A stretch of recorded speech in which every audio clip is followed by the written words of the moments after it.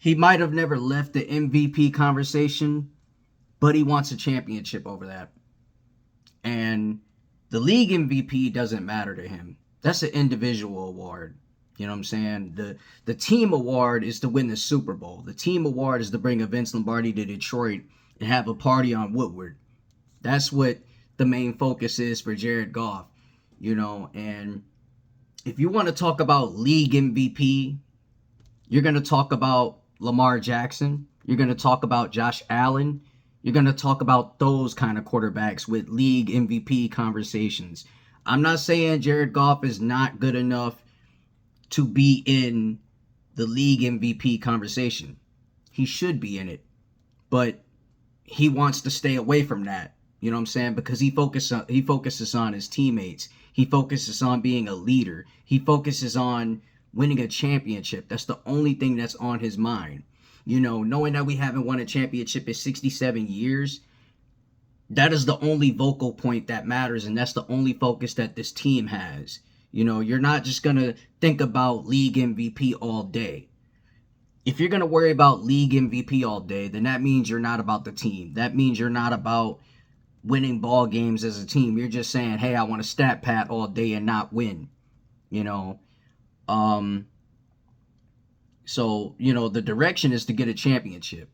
That's the direction. Nothing more, nothing less. Go get a championship. Win the division and go get a, championship and have an NFC championship game at Ford Field. That's what's really intact for Jared Goff and, the rest of the fellas on our team, And I like the fact that we picked up David Long, and he's going to, progress and play. And from what I see, he's definitely a stellar talent at the linebacker position. And I'm loving the fact that Coach Campbell addressed the fact that, Jack Campbell might have been here for some, nickel and dime time or whatnot. And it is his second season, but he's picking up on play calling. And he's definitely going to carry the load that Alex Anzalone had, being the guy that could be a communicator, being the guy that can pick up on the play calling for the defense. So that's good enough for us, and that's good enough for the team. So Dan Campbell, I'm happy you addressed that. And, I just think that the callers that call in and sit there and say, what does Dan Campbell really do? Dan Campbell might not be a stats guy. He might not be a, X's and O's type guy, but you need a guy like that can motivate them, and fire them up to play. He's been in their shoes before. He's been in this league. He's played in Detroit before. He knows the expectations. He knows how to bring out the best in these players. Because momentarily, when you're an X and O's guy, that's cool and fine and all. But once you're a motivating guy, you like to drive the city. You like to bring out the passion in the players. You like to make sure that these guys, are motivated, not lazy, not, having their heads down, just having their heads up and fired up and ready to go. That's what you need out there on that field when you're, head coaching. And head coaching is not all about X's and O's. It's not always and forever going to be that. It's going to be about, how do you demand the best out of your players? What are you going to get out of your players? And how far your players are going to go for you? Are they willing to run through a brick wall for you? Yes, they're willing to run through a brick wall for you. And that's what you see out of these guys, from the defense to the offense to, to the special teams. These guys collectively would run through a brick wall for Dan Campbell any day, any given Sunday for that matter. So, Dan Campbell is doing great things here. AG's doing great things here. Ben Johnson is doing great things here. And if you want to talk about coordinating and running plays, leave that to AG and Ben Johnson, who are definitely in the runner-up conversations for being head coach for next season for other teams. And if Ben Johnson goes, it is what it is. This is a business. If AG goes, it is what it is. It's a business. I wish him nothing but the best. But right now, this team deserves to win a championship. It's been a long time, and it's been long overdue for us.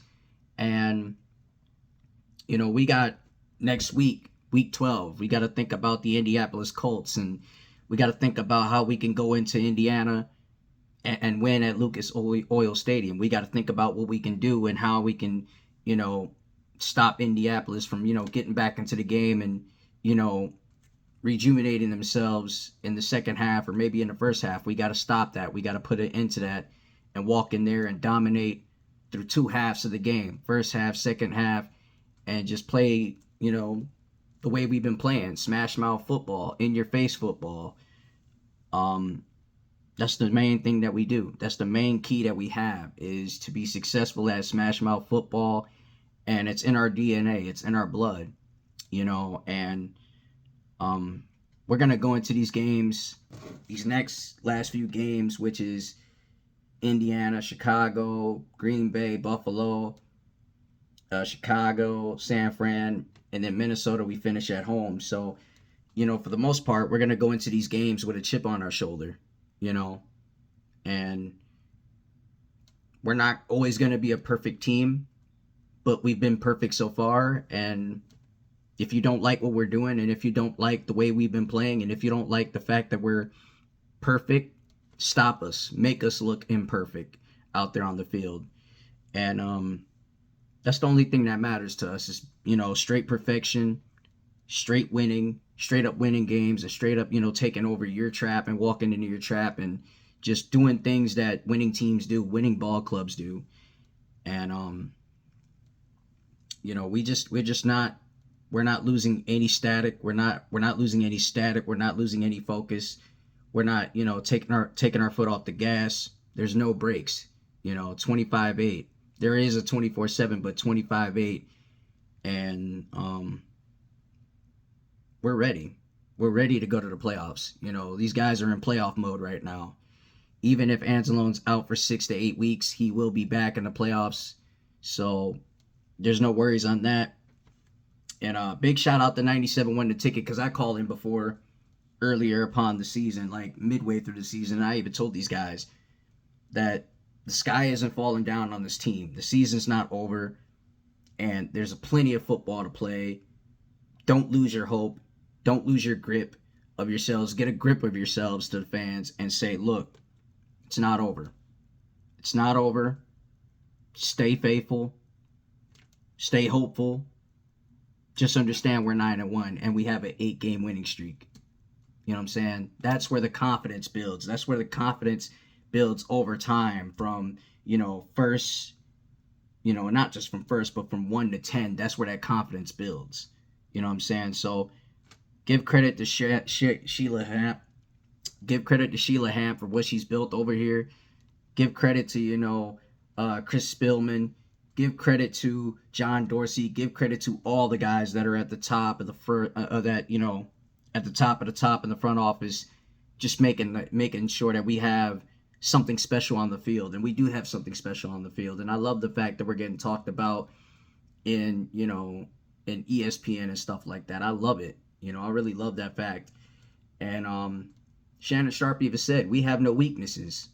We don't. We're all strength. We're strong. We're strong. And that's what we gonna be. And that's how it should be. But momentarily, I just gotta focus on this from week to week, day by day, game by game, practice by practice, 2-a-days for that matter. We gotta just focus on next week. Let's go to Indiana, pick up a dub, and be 10-1. All right. So make sure you like, share, subscribe to the channel, and give me your comments and your thoughts on next week. And not only give me your thoughts and comments on next week, but give me your thoughts on the upcoming games down the road from late November into early December, when we have Green Bay, Buffalo, and then we head back on the road to Chicago on December 22nd. So give me your thoughts on that. And last but not least, Kansas City, you're not like us. You'll never be us. Stop it. Don't steal our slogan. Don't steal our steez. Stick to being you. Stick to being Kansas City. You don't need to be us. What we created here is what we created here. It's Detroit versus everybody. It's not Kansas City versus everybody. It's Detroit versus everybody. And I did see the red Kansas City versus everybody sweater. I seen it. Oh, I seen it. And I ain't like it. I ain't like it because you guys are just swagger jacking, copy and pasting shit, thinking it's yours. It's not yours. It belongs here in Detroit, and it will remain here in Detroit. So I want you Chiefs Kingdom, fans and the city of Kansas City to understand that. Don't be us. Because trust me, if you keep on trying it, we'll kick your ass down the road and we'll kick your ass in the Super Bowl. All right? But with that being said, in the meantime, between time, make sure you like, share, subscribe to the channel. I'm at 260 subscribers. Chicken Nugget King 313 out. One pride. Let's go into Indiana and kick some ass. Yeah, let's go.